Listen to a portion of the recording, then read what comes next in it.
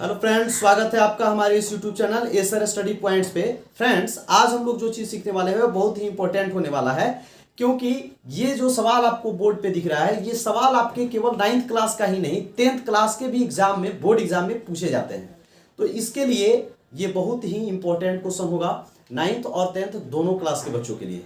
Friends, इसके साथ साथ आपको बता दें कि इस क्वेश्चंस को हम प्रोसेस मतलब इसके बनाने की जो विधि है उस विधि से तो सीखेंगे ही, लेकिन इसके साथ साथ हम लोग इसे ट्रिक के माध्यम से भी सीखेंगे, ताकि अगर ये क्वेश्चन ऑब्जेक्टिव में अगर आ जाए तो आप बिना अपना समय गंवाएं चुटकियों में इसे बना लें।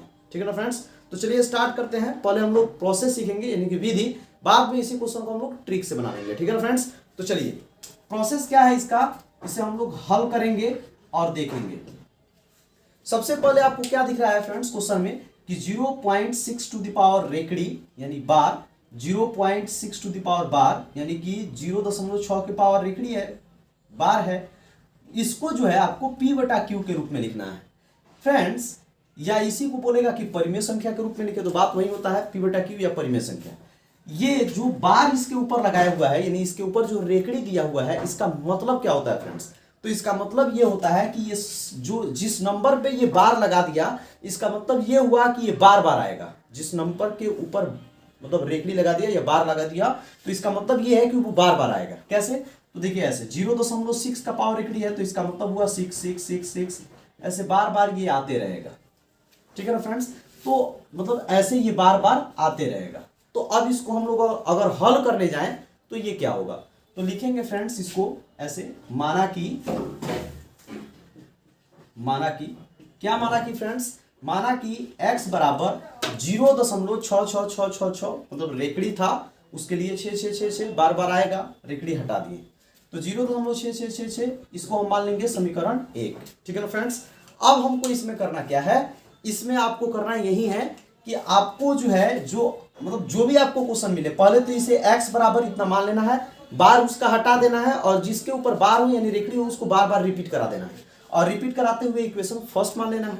अब इसके बाद क्वेश्चन चाहे कुछ भी कहे, क्वेश्चन चाहे कोई भी हो, मतलब कोई जरूरी नहीं कि ऐसा ही होगा, इसी में कुछ और भी वेराइटी आते हैं इनके, तो उनको भी दिखा देंगे आपको। तो क्वेश्चन जो भी कहे, इसके लिए आपको करना क्या है फ्रेंड्स, इसमें सीधा सबसे पहले आपको करना क्या है कि समीकरण 1 में 10 से गुणा करना है। ठीक है ना फ्रेंड्स? 10 से गुणा करने पर। अब देखिए फ्रेंड्स, आपके मन में ये सवाल आ रहा होगा कि 10 से ही गुणा क्यों करेंगे?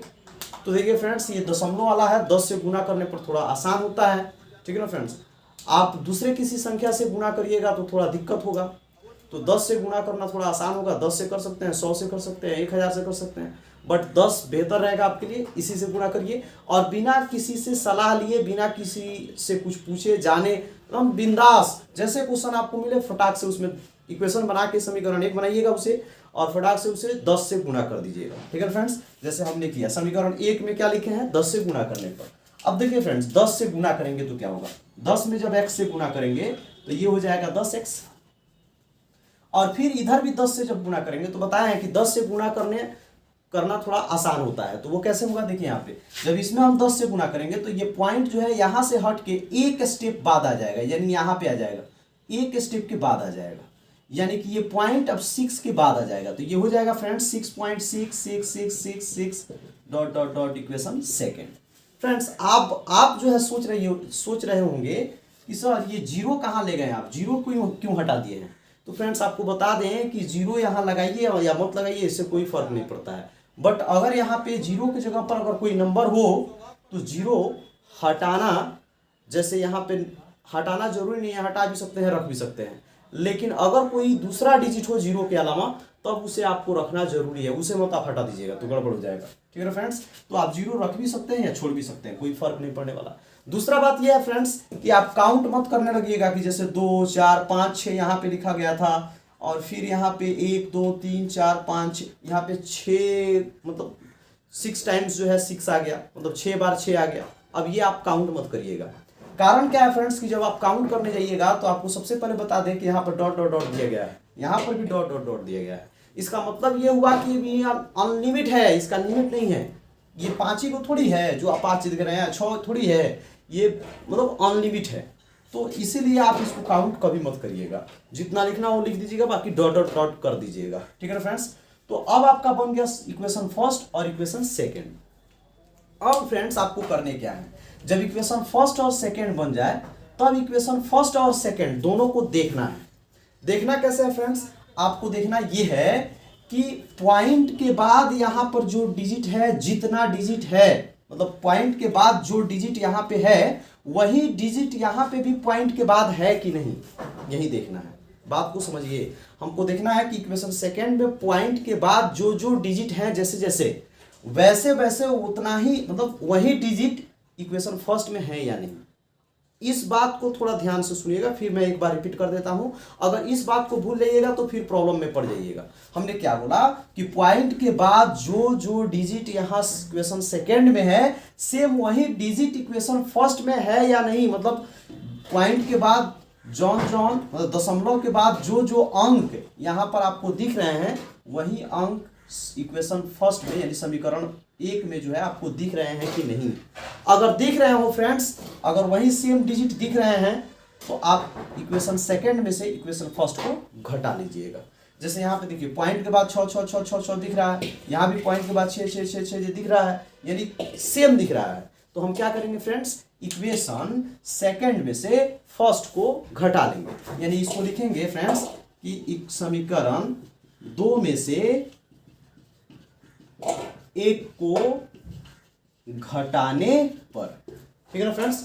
अब इसको हम लोग घटाने चलते हैं।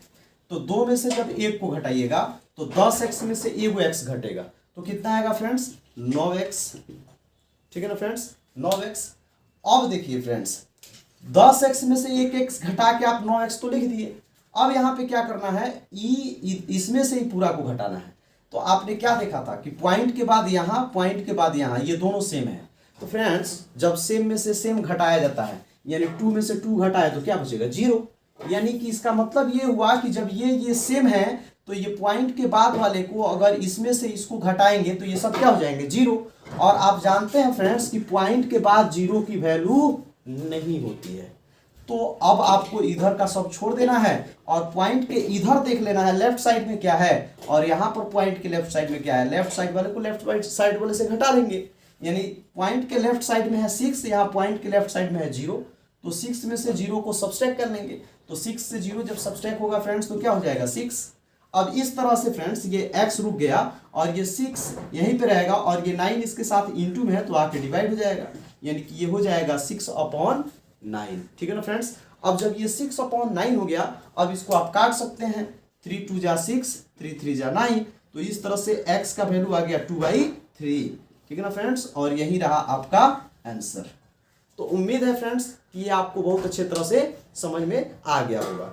अब मैं इसका ट्रिक बता देता हूं फ्रेंड्स। इसका ट्रिक क्या है, देखिए जब भी आपको ये ऑब्जेक्टिव क्वेश्चन में ये क्वेश्चन दिख जाए तो इसके लिए आपको करना क्या है, देखिए यहाँ 0.6 टू द पावर 12 है।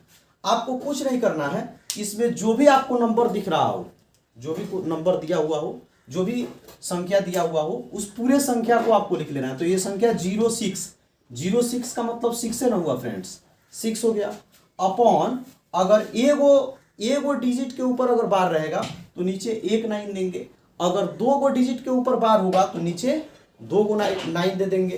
तो एक ही नंबर के ना ऊपर, एक ही डिजिट के ऊपर बार है तो इसके लिए 1 9 दे देंगे। ये आपका कहानी खत्म हो गया। ठीक है ना फ्रेंड्स। और अब क्या करेंगे, इसको काट लेंगे, 3 2 जा 6, 3 3 जा 9, तो इस तरह से ये 2/3 ये हो गया आपका आंसर। तो देखिए तो फ्रेंड्स आप इसको ट्रिक के माध्यम से चुटकियों में बना लिए हैं और यहाँ प्रोसेस भी आप लोग सीख लिए। तो ये कैसा लगा वीडियो कमेंट करके जरूर बताइएगा। अगर अच्छा लगा हो तो अपने दोस्तों के पास शेयर भी कीजिएगा। ठीक है ना फ्रेंड्स, मिलते हैं हम लोग नेक्स्ट वीडियो में।